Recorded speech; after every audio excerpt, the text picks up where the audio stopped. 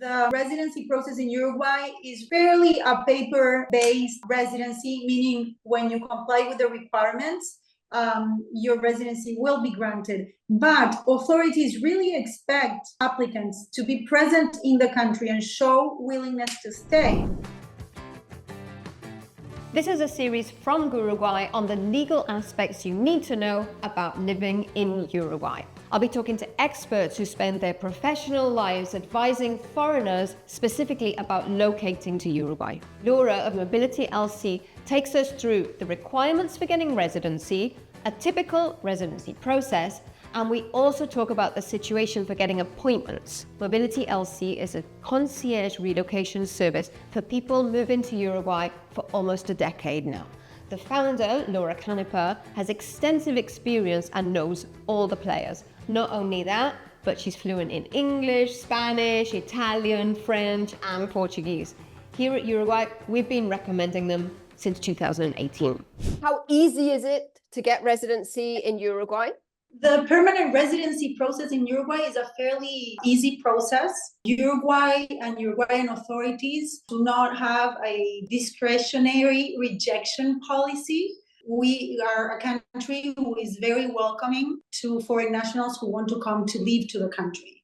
Okay. There is no requirements on investments either. So if requirements requested by authorities are met, permanent residency is always granted. The requirements for permanent residency include a valid passport, birth certificate, apostilled or legalized, police records, apostilled and legalized, marriage certificate, if it is applicable, apostilled or legalized, proof of income, a valid proof of income, then a health card that is issued here in the country, and a certification of vaccination.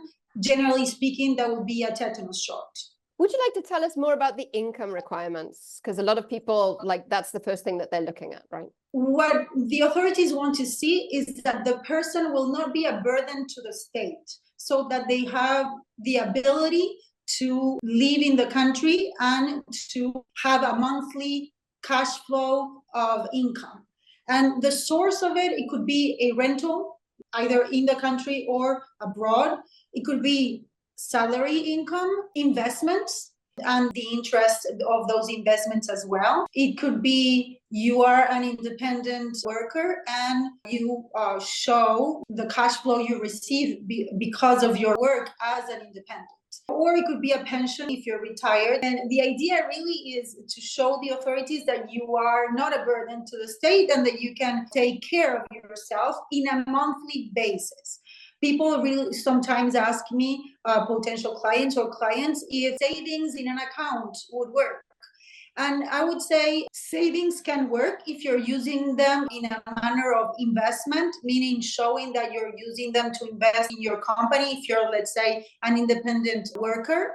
But what they really want to see is that there's an income cash flow monthly. What about the amount of income that people need to show every month? My recommendation for applicants would be to show a monthly average of $1,500. Of course, the amount could be less.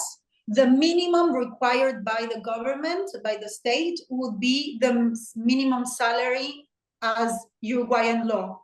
Today, more or less, that amount is around 20,000 pesos. So if we are considering a family, let's say, or a couple, I would consider around $1,500 per person. So a couple would be $3,000. Or if there's children included, then I would sum up some $1,000 per child to the family average. I guess there's nothing that's stated about the amount, right? And that's an average, a minimum salary for a Uruguayan. And we're talking about just over $500, which is really, they would expect it to be based on somebody's level of lifestyle. Right? Exactly, yes.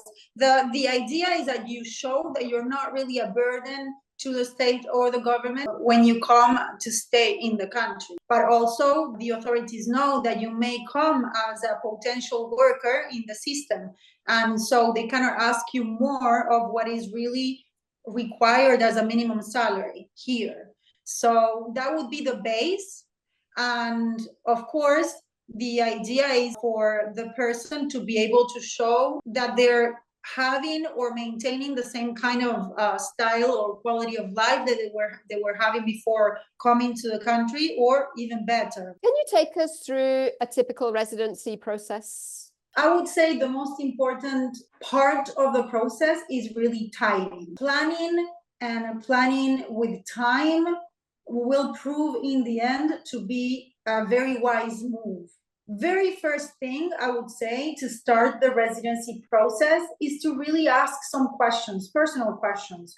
What are my goals regarding my move to the country? And what are my medium and long-term goals regarding my migratory process? Not only look at it as a residency request, but also down the line, if the possibility of staying in the country for a long time is there, then what are my possibilities and what is really the migratory process? Then also, I would say, ask the questions about, am I moving stuff, personal belongings, or not? So in that case, a moving company will need to be reached out. Then also, do I have Spanish knowledge, in this case for Uruguay, or do I have to start from scratch? And so considering that, because in the end, I will need to hire somebody either to practice my Spanish or to start learning the language.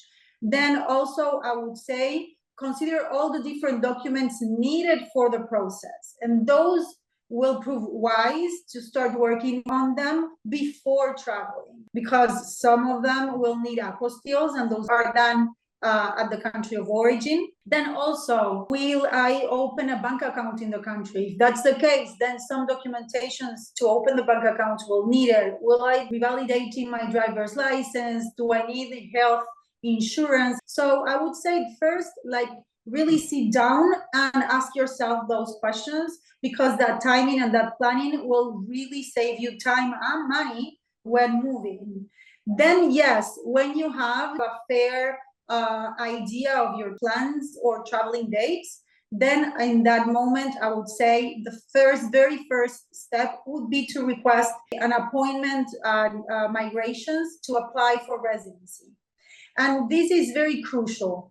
The timings for residency processes have increased a lot, especially after 2020, because the application number for residencies have increased as well. So we have more people coming into the country, and so the timings to get an appointment with migration are longer, and also the processes are taking longer as well. So I would say once we know or we have a fair idea of when we're planning to travel, then try to get a residency appointment with migration that is close to the date that you will be getting into the country. Once you have applied for your application date with migration, then make sure that all the documents needed are translated. And for that, you will need to hire a translator who is authorized by authorities. They need to be registered to work on the documents. Documents cannot or will not be accepted if translated abroad. They will need to be intervened by a Uruguayan translator anyways. So in that case, I would say save yourself some money. Do not engage on translating documents in the country of origin, and do your translations here in Uruguay. Then again, work on the rest of the documents that need to be got here in the country, like your health card, and also work on the other appointments, like the appointment to get your temporary ID as a resident in progress once you have applied for residency. And then the most crucial part, I would say, of the whole process is following up.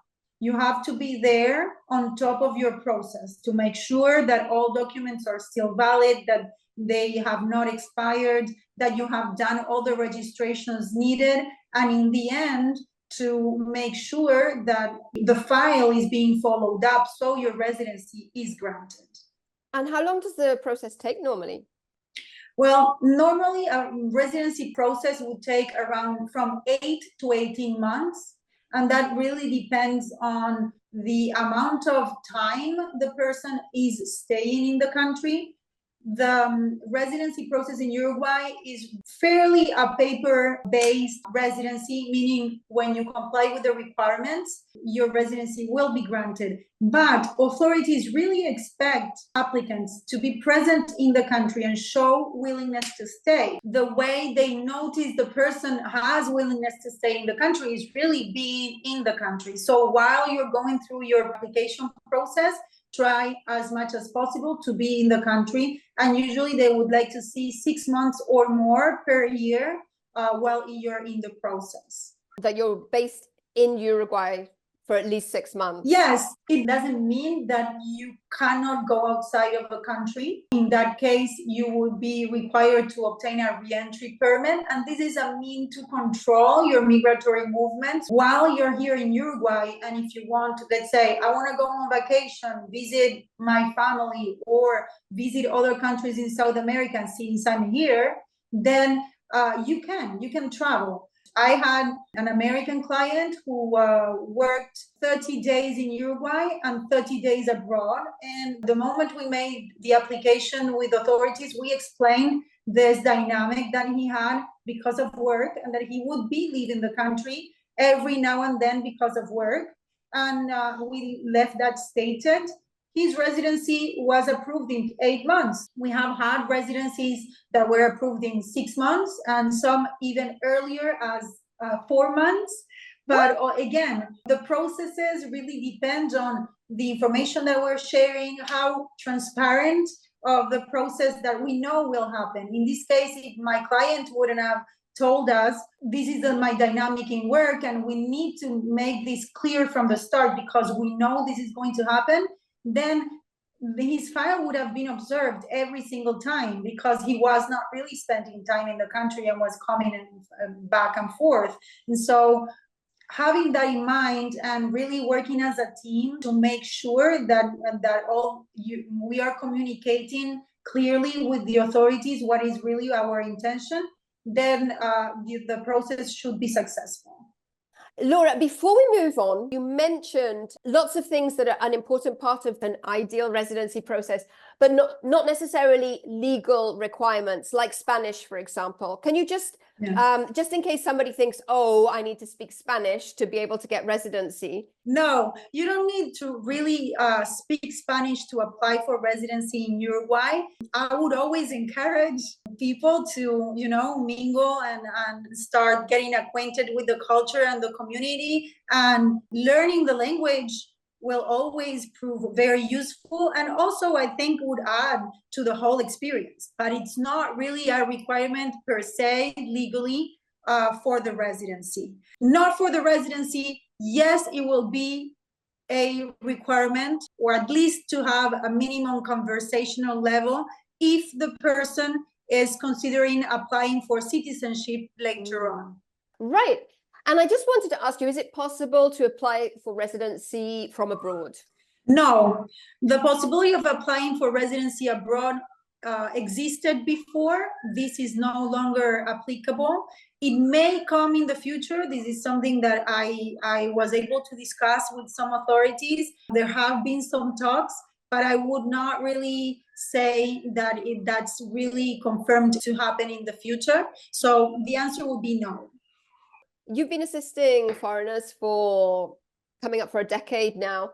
What are the changes that you're seeing now in 2024? We have seen in the past years different changes, more requirements being added to the list for applications.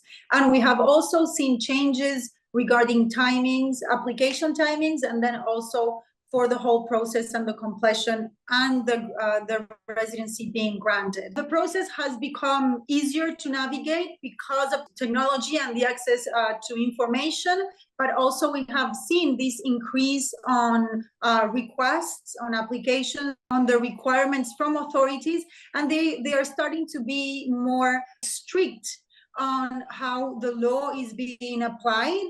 So this in the end makes the process, I wouldn't say slower, but taking more time. So the time's increasing on the application stage and also on the granting of the residency. You mentioned that documents need to be apostilled. Can you explain? Yes, everybody asks me about it because unless you have traveled abroad and you have needed to present documents abroad, apostilles are not really used. The apostille is the modern version of an international legalization. The countries who are signatories of the Hague Agreement are all participants of the apostille. And what the apostille does is two things. First, it states that the document that has been issued is a valid document, meaning that it has been issued by a correct authority in the country of origin.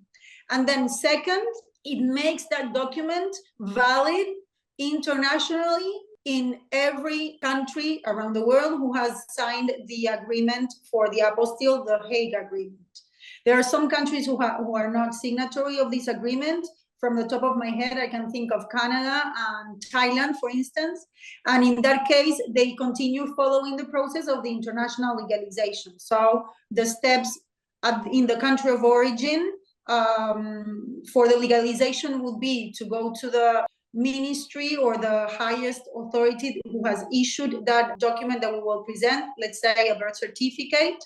Then within the country of origin, go to ask for a legalization at the Foreign Affairs Ministry, then go into the Uruguayan consulate at the country of origin for that international legalization, and then once in Uruguay, continue the process of international legalization here in the country.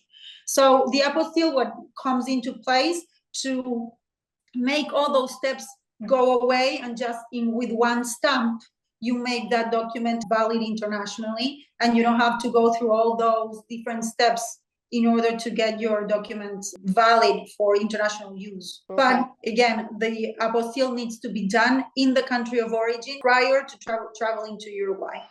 Anything else you want to add about residency before we finish? You know, you were asking me about how long the process takes. That we mentioned it before. Residency process may take from 8 to 18 months. And again, something that we need to take into consideration will be the timing spent in the country. So the sooner all the documents are presented in the application and the longer you stay in the country, the fastest your residency will be granted. Well, thanks. Now we're going to talk about citizenship and second passports in our next video. So if you're thinking about relocating to Uruguay, make sure you check out our website, guruguay.com, and hit the Live button. Part of our work involves finding trusted service providers who love working with foreigners and demonstrate consistent quality. Providers like the ones you're listening to now. You'll find them listed in the Live section, as well as hundreds of articles about Uruguay, South America's most charming and most stable nation. And make sure that you subscribe to our YouTube channel, youtube.com/Guruguay, to never miss a new video.